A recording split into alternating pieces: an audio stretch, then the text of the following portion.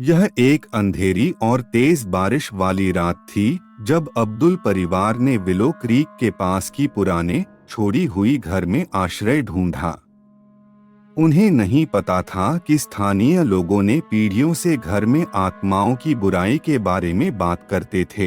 हालांकि जहां जाने के अन्य कोई विकल्प नहीं था, एंडरसन ने अपनी किस्मत आजमाने का निर्णय लिया।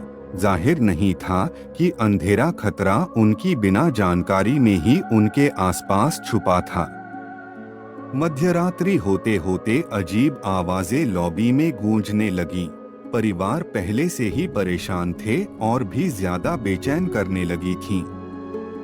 दीवारों से सुस्तियां उमड़ रही थीं और ठंडी हवाएं कमरे में घुस रही थीं, उन्हें दहशत में बदल रही थीं।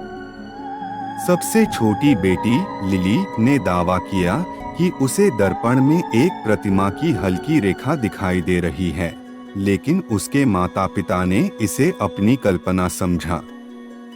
रात बढ़ती गई, वातावरण और भी भारी हो गया। वस्तुएं अपने आप हिलने लगीं और तापमान तेजी से गिरने लगा। अब्दुल, एक कट्टर नास्तिक, प्रत्येक घटना को तर्कसंगत बनाने का प्रयास किया। उसे पुराने घर की खचड़ी संरचना का कारण बताने का प्रयास करते हुए, लेकिन उन्हें भी समझ में नहीं आ रहा था कि एक अदृश्य प्रेसेंस उनकी गर्दन पर सांस ले रही है।